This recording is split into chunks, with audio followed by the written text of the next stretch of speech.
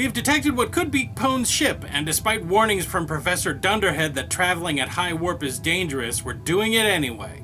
Gentlemen, I would like to once again insist that we slow down. Nope, this is the best signal we've gotten from Pone's ship, and I am not going to lose him. But high warp travel for prolonged periods of time is highly dangerous.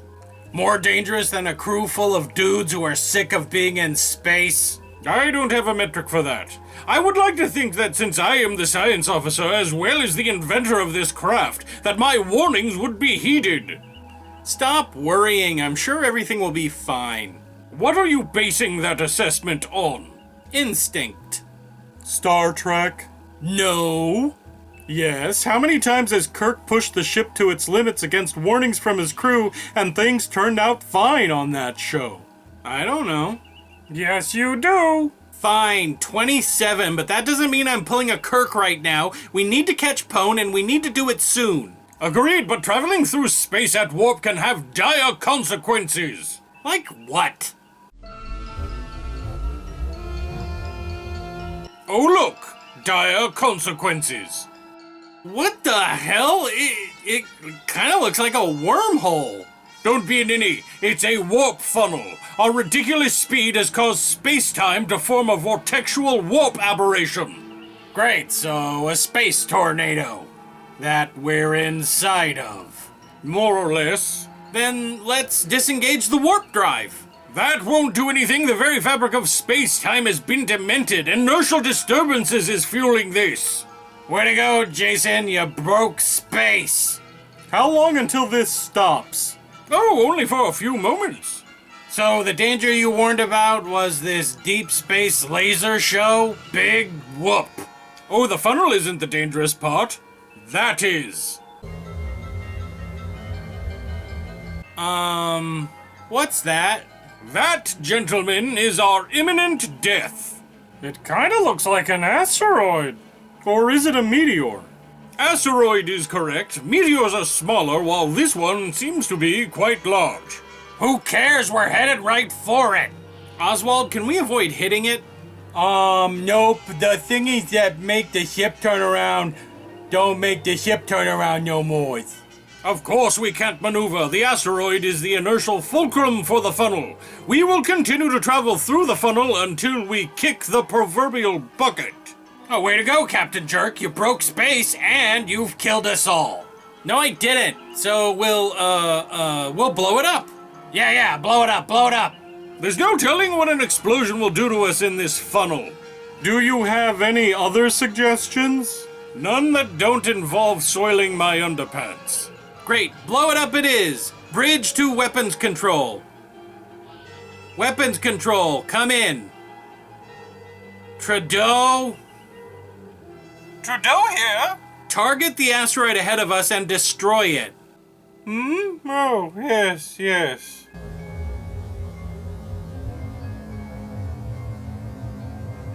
Well, where's the blowing up stuff? Trudeau! Yes, Captain, just 1 minute. There's bound to be a Vulpix nearby. 1 second. Let me check the engine room for one. What? Look, I've been laying down traps for like an hour, and I'll be damned if I catch another garbage diglet again. I'll be right back. What in all the fuck? Maybe he's gone all goofy with fear. I knew Trudeau would crack under the pressure. He wasn't being goofy, he was being distracted. Was he playing Pokemon? I don't care what he's doing. That thing is gonna crash into us. Actually, we are going to crash into it. Whatever. He couldn't possibly be... No, that's impossible. What's impossible? That the fate of our butts rests in the hands of Trudeau and he's off having a text convo with somebody on his cell phone? No, it's impossible that he's playing Pokemon Go. That smartphone game? Yeah, that hadn't been released yet before we traveled back in time. Never underestimate Trudeau. He's so well known in the gaming industry that it's possible that he's playing a beta version. Why would a grown-ass adult be playing a game made for babies? Pokemon isn't just for kids. Adults all over the world love Pokemon. Too bad they don't realize that Pokemon Go will just be a tool by the New World Order to track your every move! So the New World Order wants to know the habits of juvenile morons who like to play pretend that their little monster slaves are real? Makes sense. Don't judge people's hobbies, Fundy. Just because it appears to be a game designed for very young children doesn't mean that it's just for them. Yeah, Fundy, there's an entire generation of people who grew up playing Pokemon.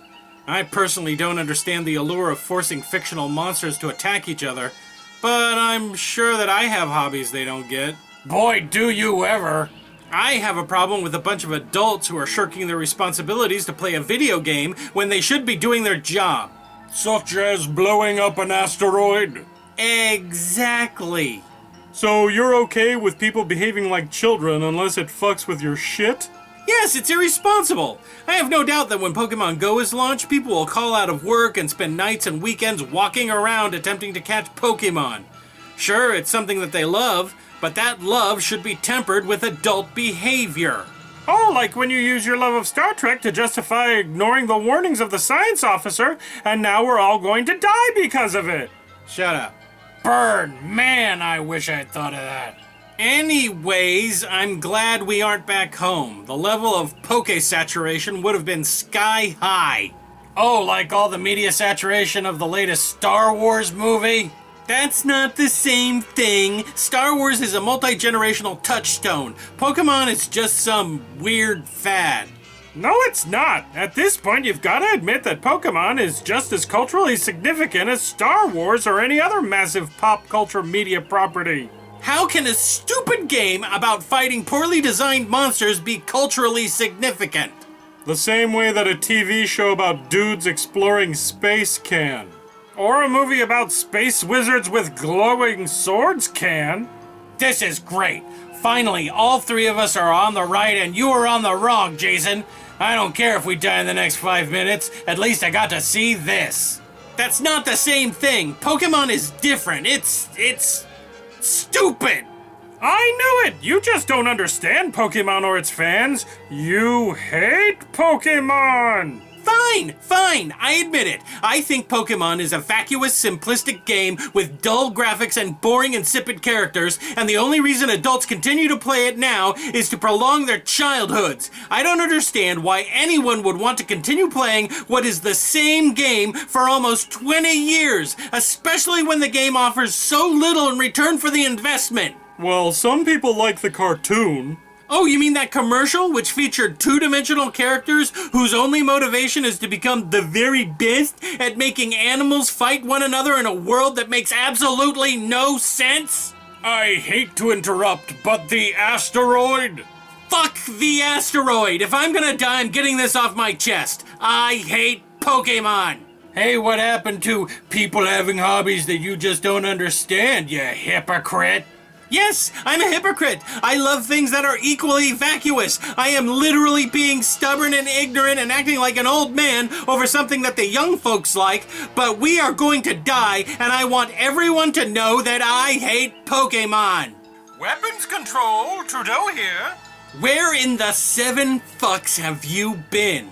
Oh, you know, just setting lures and looking for Pokemon. How? Pokemon Go wasn't released before we left. Oh, simple, I invented it. You invented Pokemon Go? Yes, 10 years ago, I sold it to Nintendo at the 2000 E3 for $20, a booth girl lap dance, and a guarantee for nerd firsties on the beta version. Of course, I had to wait for technology to catch up with the concept. Oh, well, how fascinating. I would love to talk to you at length about it, but unfortunately there's this asteroid that has to kill us first. Oh, well, I could fire a photon torpedo at it. Could you? That would be swell.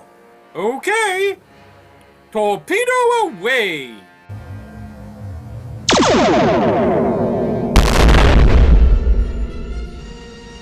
Are we gonna live? Is it over? Yes, now can we please slow down before this occurs again? Fine. Oswald, 1/4 warp speed. No, I'm not gonna do it. What? Apologize for what you said about Pokemons. I love Pokemons. I want to apologize for my opinion, Oswald. Oh, yes, you will. Gentlemen, sensors indicate another funnel starting to form. Can we please have this pointless discussion after we slow down? I want my apologies. Fine, I'm sorry that the fact that I hate the thing that you like hurts your feelings. I just don't like the game. But I should have been more tactful about how I said it. Okay. I guess that's gonna be good enough to save all of our lives. Slowing down. Well, that makes 2 times a day where Pokemon nearly got us killed. But on the plus side, I got to see Mr. Love What You Love over there lose his cool over a video game. Worth it. Hey, are there any other stupid things that you're all ignorant about that make you really upset? The only other stupid thing that makes me upset around here is you. Hey everybody, it's me, Oswald. And I'm kinda hungry and I'm leaving for lunch. Goodbye. Oswald, it's not lunchtime. It's time to do the shout-outs for the podcast. But I'm hungry. Come on, just do the shout-outs for the podcast and I promise you we'll go get something to eat. Better be something good because I'm super starving. I only had like 5 Hot Pockets for breakfast and I usually have 8 when I'm eating the Hot Pockets for breakfast. Please do the shout-outs. Can we get pizza? Shout-outs. Promise me pizza, and I will do the shout-outs. Fine, pizza. Hooray! Hey everybody, it's me, Oswald, and I'm here to tell you to go listen to this podcast, Lemme Finish with Jason and Atticus, where Jason and Atticus say curse words to each other for about an hour, and then they laugh, and it's really gross. And I don't know how anybody likes listening to it. The other podcast is this one, Late Seating with Steve and Jason. And on that show, they review oldie-timey movies. And this time, they're going to be reviewing Star Trek V, The Final Frontier. What's a V stand for? It's not V, it's a 5. I know my numbers, and that is not a 5. That is a V. It says Star Trek V, The Final Frontier. You're just gonna be stuck on that, right? You're never going... I could argue with you until the cows come home, and you will not believe me that that's a 5. It says V, it's going to be V forever in my head. What if I told you that was Roman numerals? Romans never had numerals!